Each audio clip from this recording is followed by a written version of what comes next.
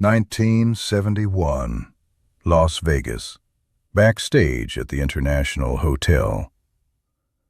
The hallway smelled like cigarette smoke and cold stage air. The carpet was deep red, the kind of carpet that absorbed sound and held it. Tina Turner had just walked off her own stage.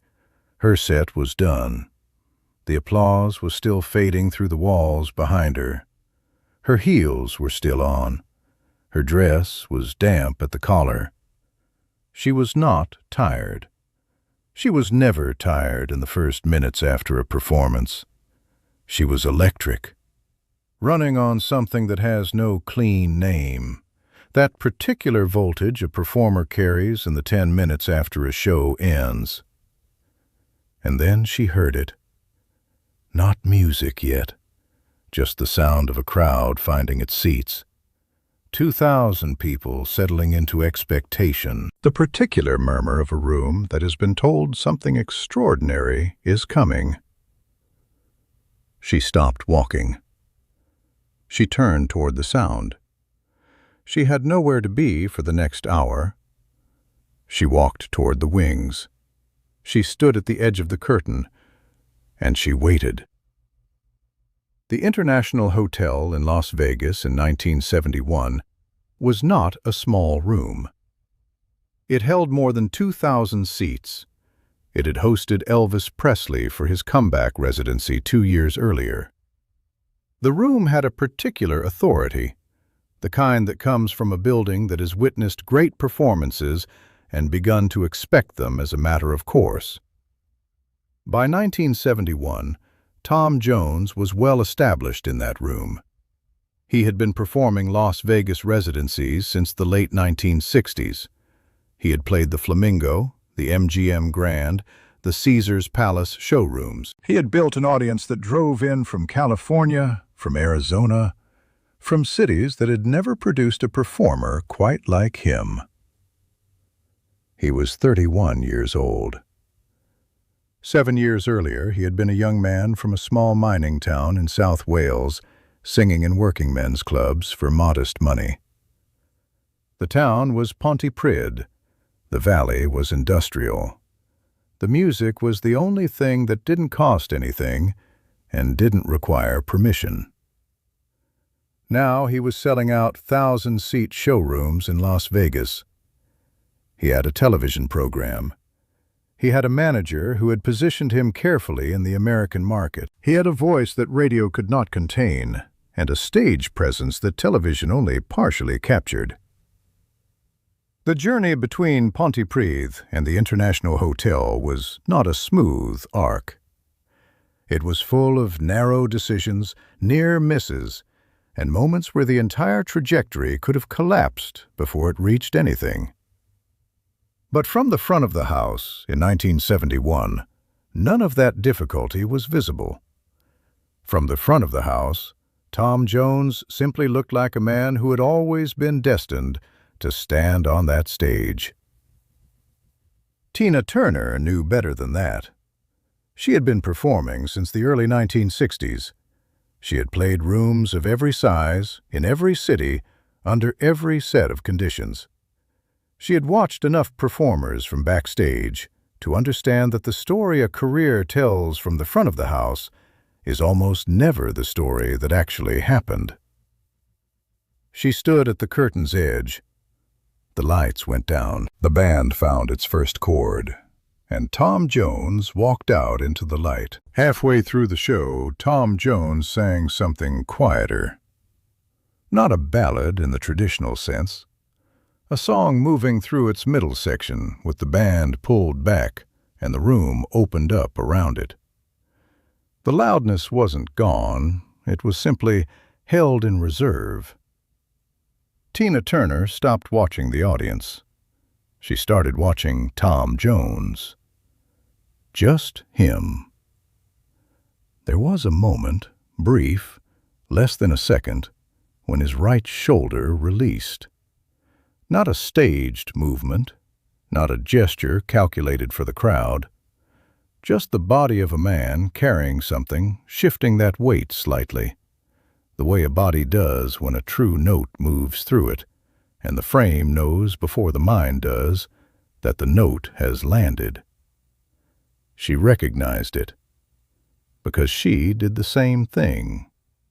Her left shoulder in the middle of a long phrase when the note had fully arrived and there was nothing left to do but let it be there. That involuntary release, that unguarded half-second. She had never seen it in another performer. Not exactly.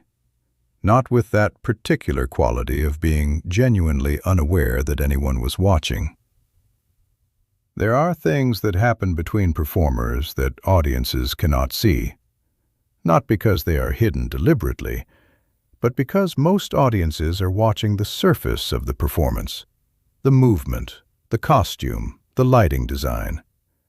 They are not watching what happens inside a body when music becomes something other than a song, when music becomes a record of the life that produced it.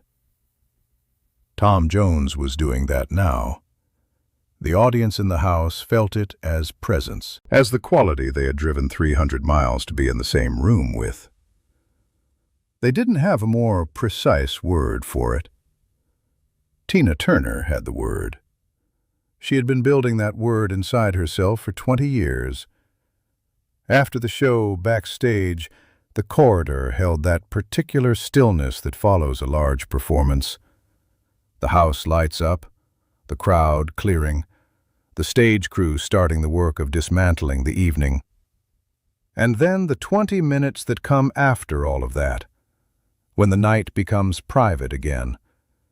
Tom Jones came off the stage and turned into the corridor. Tina Turner was still there. They had met before, briefly, on the Las Vegas circuit. The world of working professional entertainers in that era was large enough to provide anonymity and small enough to make coincidences inevitable. They talked the way performers talk after a show, about the room, about the technical details, how the stage left monitor had been running too hot during the third number, and how the sound had reached the back of the house differently because of it. How the table in row 5 had arrived late and introduced a current of disruption that took 4 songs to settle. Small things. The details that only mattered to the person who was standing on the stage. And then Tina Turner said it. Not as a compliment, not shaped as praise. More like an observation that had been forming since the shoulder released, and she had recognized what it meant. When you do that thing with your shoulder, the release. That's real. Tom Jones looked at her. A quiet moment. I didn't know anyone was watching, he said. She looked at him steadily. That's exactly why it was real. There are moments between two people who have given the same years to the same impossible craft where language becomes unusually efficient. A single sentence carries everything, because the rest of it doesn't need to be said. It is already understood, already shared, already carried in the body of every night that came before this one. That corridor, that exchange, two performers from opposite ends of the world, shaped by opposite landscapes, carrying the same understanding of what music costs and what it asks. They didn't talk for long. It wasn't that kind of conversation. But it was the right one. Tom Jones did not perform confidence. That was the thing most people misunderstood about him. Confidence was something he found in the act of performing, not something he brought to the stage already assembled. Every night before a show, in the minutes backstage while the lights were still up and the audience was filing in, he went through something private. Not a ritual exactly, more like a conversation with himself.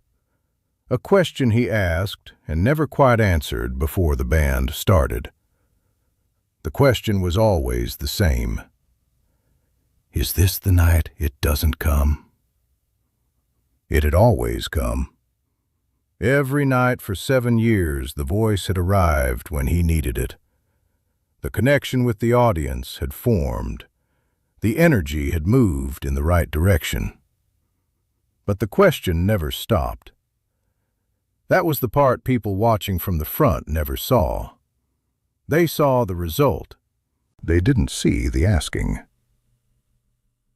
Tom Jones had grown up in a Welsh valley where men went underground every morning and came back at the end of the day carrying something they could not name. The weight was in the water there, in the stone of the houses, in the way people spoke carefully about the things that mattered most. He had carried that weight into every room he ever performed in. At first it had seemed like a liability, an accent that London producers didn't quite trust, a background the music industry had no existing category for. Then it became his greatest advantage. Because the weight was real, and audiences, even audiences who had never been to Wales, who had never stood in a working men's club, who had no frame for the particular kind of working-class restraint that a Welsh valley produces, they felt it. They couldn't name what they were feeling. They just knew that the feeling was true. Tina Turner had spent her career building her own version of truth on stage. She had come from Nutbush, Tennessee, a small rural community. A childhood that promised nothing and delivered it reliably. She had found her voice the way many great voices have been found, in a church, in a room where music served a purpose larger than entertainment. By 1971, she had refined what she did on stage into something that looked effortless from the outside. She moved with physical precision that appeared improvised. The audience experienced her as a force of nature rather than a trained performer. But Tina Turner knew exactly what she was doing every second. The effortlessness was the result of 10,000 hours of effort that had left no visible trace. That was the point of it. She also knew how to recognize the same quality in others. Most performers were good at appearing authentic. A much smaller number were actually authentic. The difference was visible to anyone who had crossed both lines themselves. Tina Turner had crossed both lines. She knew what she was looking for. And standing at the curtain's edge in the dark, watching Tom Jones move through the first quarter of his show, she found it. He was not aiming at the cameras. She had spent years watching performers who oriented every gesture toward the camera positions. Tom Jones was performing for the room. The full room. Every part of it. The front rows and the back rows equally. The people who could read his face and the people who could only see his outline. That was not an accident. That was a decision about what performance was for. And without saying a word about it, Tina Turner recognized the decision. Because she had made the same one. Tom Jones spoke about Tina Turner in later years with a particular directness. Not the usual industry compliments, not the managed language of a formal interview. He said, "She doesn't perform at you. She performs with you, even from the stage." That distinction mattered to him, because he knew exactly what it cost to be in the second category rather than the first. Most performers, even very skilled ones, perform at an audience. They aim something outward and wait to measure what returns. A smaller number of performers perform with an audience. They make the room a participant rather than a recipient. The difference between those two things is the difference between a concert and something that doesn't have a clean English word.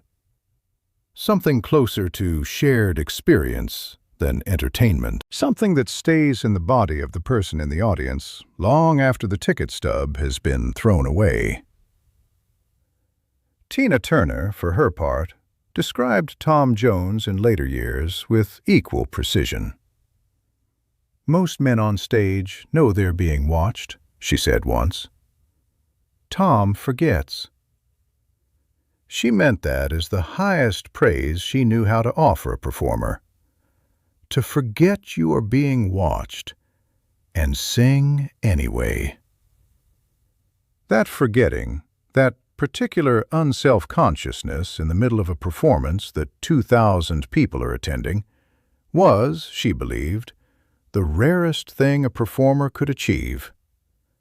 Most performers spend their careers getting better at performing. Very few spend their careers getting better at forgetting that they are performing. The ones who manage the second thing are the ones that audiences remember for 50 years. By the early 1970s, Tom Jones and Tina Turner each represented something that the music industry did not quite know how to categorize. They were not jazz, not rock, not easy listening, not soul in any strict genre definition. They were something that sat at the intersection of all of those things, something that came from the body as much as the voice, something that required total physical commitment, the kind that looks effortless because the effort has been so complete that no visible trace remains. Both had come from working-class origins.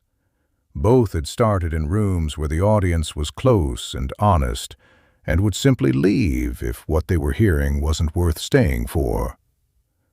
Both had been given voices that felt physically too large for the rooms they started in. Both had learned to calibrate, to fill the small club and then the theater and then the television stage and then the 2,000-seat showroom without losing the thing that made the small club work. Different paths, different accents, different sounds entirely. The same understanding of what music was for. Decades later, when Tina Turner's full story was told, the difficulty, the survival, the extraordinary second chapter of her life, people focused, rightly, on her resilience, her capacity to rebuild from a very low place. Her decision, at a moment when the industry had counted her out, to begin again on her own terms. What received less attention was what she had always been, not just what she became after the difficult years. What she was from the beginning. A listener, a performer who watched, who paid close attention, who stood at the edge of a curtain in a Las Vegas corridor in 1971 and noticed a half-second shoulder release in another performer's body and understood exactly what it meant. That quality, the capacity to truly receive another human being's music, was not separate from her greatness. It was the source of it. There is a photograph from Las Vegas in the early 1970s. Tom Jones, backstage. The show just finished, stage lights still warm behind him, collar open, face still carrying the weight of the last 2 hours. He is not performing in the photograph. That is what makes it remarkable. He is simply standing there. And yet the photograph has more energy in it than most performers manage at the height of their biggest song.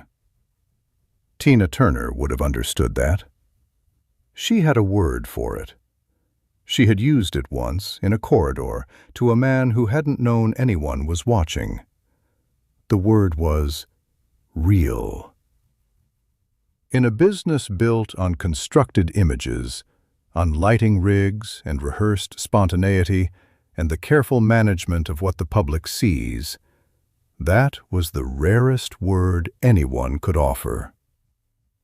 Tom Jones walked onto a Las Vegas stage in 1971.